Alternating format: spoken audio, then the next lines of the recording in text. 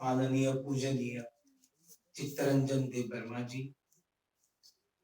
आज मंच पर जो पुरस्कार देने के लिए आए हैं, जिनके हाथों ये पुरस्कार दिया जाएगा,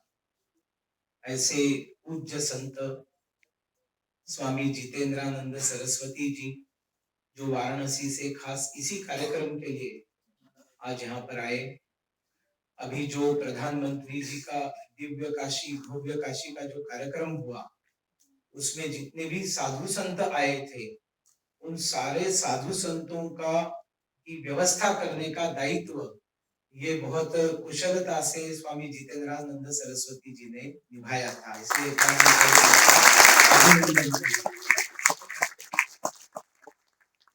जितेंद्रानंद जी को यहाँ बुलाने का और भी एक औचित्य है। त्रिपुरा में कुल मिलाकर 35 वर्ष कम्युनिस्ट गवर्नमेंट रही और गवर्नमेंट ऐसी थी कि वहां पर पूजा अर्चा करना ये वास्तविक में मुश्किल हो गया था, क्योंकि माँ त्रिपुरा सुंदरी का जो मंदिर है, जो देश के शक्तिपीठों में से एक है, वहां पर नॉर्मल दर्शन तो होता था, लेकिन अगर किसी को कोई अनुष्ठान करना है, कोई यज्ञ करना है, माँ त्रिपुरा सुंदरी तंत्र की देवी है, किसी तांत्रिक को वहां जाकर कोई साधना करनी है तो कम्युनिस्ट पार्टी वहां अनुमति नहीं देती। राष्ट्रीय स्वयंसेवक संघ का काम करना भी बहुत कठिन था, मुश्किल था। हमारे 4 श्रेष्ठ प्रचारकों का अपहरण करके 1.5 साल बाद उनकी हत्या करने का एक बहुत बड़ा दुखद वाकया वहां पर हुआ है त्रिपुरा में। ऐसे समय में वहां के जो विभाग प्रचारक थे, अभी हमारे पश्चिम उत्तर प्रदेश क्षेत्र के क्षेत्रीय प्रचारक है महेंद्र जी, उन्होंने वहां पर एक सेवा धाम नाम के बहुत बड़ा एक सेवा कार्य खड़ा करने का निश्चय किया और काम भी किया। उस सेवा धाम में एक मंदिर बनाने का एक निर्णय किया और उस मंदिर में आकर भगवान की प्राण प्रतिष्ठापना करने के लिए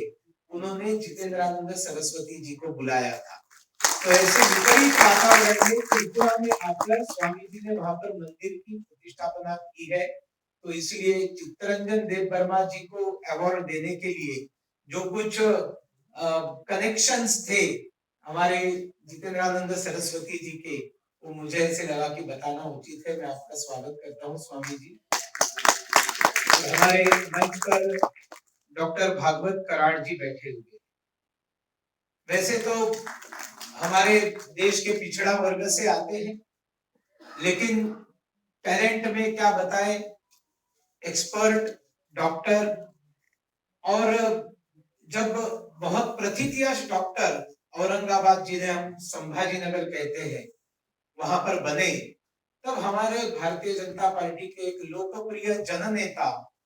स्वर्गवासी गोपीनाथ मुंडे जी एक दिन उनके घर पहुंचे और उन्होंने कहा, डॉक्टर साहब पैसा बहुत कमा लिया, अब थोड़ा सेवा के लिए राजनीति के माध्यम से समय दीजिए। और उन्होंने बात को एक्सेप्ट कर लिया और सालों से पार्टी जो बताती रही डॉक्टर भागवत कराड़ जी काम करते रहे। ऐसी परिस्थिति में अचानक, आप तो जानते हैं मोदी सरकार कैसी सरकार है, जो प्रोफाइल्स लेकर आगे पीछे घूमता है उसका कुछ कल्याण होता नहीं है,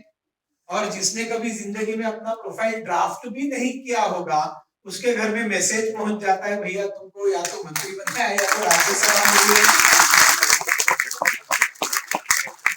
पद्मश्री भी कैसे लोगों को मिलता है आपने देखा है कि जिनको शायद पद्मश्री पुरस्कार क्या है ये भी पता नहीं था, आकांक्षा तो बाद में जब पुरस्कार पता होता है, लेकिन चुपचाप समाज का काम करने वाले। उसी तरह से डॉक्टर भागवत कराड़ जी को एक बार विधान परिषद की कोशिश कर रहे थे, मिल नहीं रहा था, कोई बात नहीं, पार्टी जब सोचेगी, अचानक राज्यसभा का मैसेज आ गया। राज्यसभा मिलने के बाद एक दिन ऐसा ही मैसेज आ गया कि भैया आपको दिल्ली पहुंचना है, किसी को बताना नहीं है। तो किसी को बिना बताए पार्टी ने बताया तो दिल्ली पहुंच गए और पता चला कि वित्त राज्य मंत्री, केंद्रीय वित्त राज्य मंत्री उनको बनाया गया और 25 से अधिक पिछड़ा वर्ग के लोगों को केंद्रीय मंत्री बनाया है प्रधानमंत्री जी ने, आप सब लोग जानते हैं। हमारे आज मुझे जब भी माय होम इंडिया पे मंच पर खड़ा रहता हूं तब मुझे स्वर्गवासी एकनाथ ठाकुर जी की हमेशा याद आती है। आयु के जब 75 साल के थे, उससे पहले मैंने एक बार ऐसे ही बात में कहा था कि जिनके आयु में 27 वर्ष हुए तब उनको कैंसर डिटेक्ट हुआ। आयु के 27 वर्ष में कैंसर डिटेक्ट हुआ था स्वर्गवासी एकनाथ ठाकुर जी को, और at the age of 72 he was national president of my home India. तो मैंने उनको कहा कि आंकड़े उल्टे हो गए, आंकड़े और समय आपके सामने हार गया, आपकी जिद के सामने, आपकी हिम्मत के सामने हार गया। और he was one of the longest survivor of my cancer। Mizoram की परिस्थिति आप लोगों को शायद पता नहीं होगी, एक जमाने में एंटी इंडिया वहां पर बहुत बड़े आंदोलन चलते थे, इंडिया शब्द कहीं लगाना मुश्किल था। ऐसे समय में स्टेट बैंक बंद पड़ी और एकनाथ ठाकुर जी स्टेट बैंक में काफी बड़े ओहदे पर थे, तो उनको दायित्व दिया गया कि मिजोरम में जाइए और वहां पर बंद पड़ी हुई स्टेट बैंक को चालू कीजिए। एकनाथ ठाकुर जी वहां पहुंच गए और शेर की गुफा में जाकर वहां बैठकर अड्डा मारकर डंके की चोट पर वापस इंडिया शब्द जिस पर काली पोती थी उसको हटाकर चमचमाते दमदमाते स्टेट बैंक ऑफ इंडिया के बैनर के साथ स्टेट बैंक को चालू करके, मतलब आतंकवादी और सड़क पर भारत विरोधी नारे लग रहे हैं, भारत के नाम से कुछ करने नहीं दिया जाएगा। ऐसे एकनाथ ठाकुर जी, जब मैं पहली बार माय होम इंडिया बताने, तब मैं भाजपा में नहीं था, एक छोटा सा विजिटिंग कार्ड लेकर गया, उनकी इंपॉर्टेंट मीटिंग चल रही थी, उन्होंने 1 मिनट के लिए बुलाया और मैंने 1 मिनट के लिए जब बताया कि माय होम इंडिया ये नॉर्थ ईस्ट के लोगों को पूरे देश भर में आत्मीयता देने का काम करती है,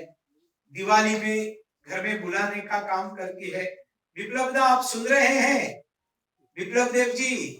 आपका बहुत बहुत स्वागत। विप्लव देव जी त्रिपुरा के मुख्यमंत्री हैं, हम दोनों ने इकट्ठे 3 वर्ष संघर्ष किया हुआ है और 3 वर्ष भाजपा में आने से पहले विप्लव Dev ji my home India के कार्यकर्ता रह चुके हैं। और मैं अपने भाषण को आधे में विराम देता हूं, मैंने भाषण पूरा नहीं किया है, लेकिन मैं चूंकि मुख्यमंत्री है और उनको अन्य कार्यक्रम में जाना है, इसलिए विप्लव दा आप संबोधन करेंगे? हाँ, आप जानते हैं ना मेरे भाषण बहुत लंबे चलते हैं। तो मैं बता रहा था, स्वर्गवासी एकनाथ ठाकुर जी ने मुझे अंदर बुलाया और जैसे मैंने बताया कि नॉर्थ ईस्ट के लोगों के जो देश भर में गलती से अपमान होते थे, जानबूझकर देखिए कोई अपमान नहीं करता था, गलती से होते थे, मालूम नहीं था, तो चेहरे के अलगाव से कभी किसी को पासपोर्ट वीसा पूछते थे, ताजमहल देखने के लिए कोई अरुणाचल का बंदा गया तो उसको बोलते थे तुम विदेशियों की कतार में खड़े रह जाओ क्योंकि तुम तो विदेशी हो, क्योंकि इस देश में जागृति नहीं थी। ऐसे समय में जागृति निर्माण करना, उन्हें अड़ी अड़चन में मदद करना, उनको त्योहारों में बुलाना। मुझे याद है एक डेविड करके मिजोरम का लड़का था और उसको पुणे में कुलकर्णी जी ने दिवाली पर बुलाया। ये जो पहला दिन रहता है नरक चतुर्दशी कहते हैं, सुबह जल्दी उठकर नहाते हैं तेल लगाकर रगड़ के, और उस दिन उसको बुलाया तो डेविड बैठा और वो कुलकर्णी जी की जो पत्नी थी उन्होंने बेटे को अच्छी तरह से तेल भी लगाकर बच्चों ने फुलबाजी से ऑप्शन किया, और जब वो खाना खाने लगा, जिसको आप लोग गुजिया कहते हैं, हम लोग करंजी कहते हैं, करंजी खाने लगा, तब उसने अपने माँ को फोन लगाया और कहा mom this is the happiest moment of my life. और मैं आपको दावे के साथ कहता हूँ ये डेविड जब मिजोरम वापस जाएगा और मिजोरम में जब कोई कहेगा कि मिजोरम इंडिया का नहीं है, तब वो डेविड कहेगा भैया तुम गलत हो, हिंदुस्तान जैसा अच्छा देश नहीं है, हिंदुस्तानियों जैसे अच्छे लोग नहीं है, और हम उतने ही हिंदुस्तानी है जितना अन्य कोई इस देश में हिंदुस्तानी है।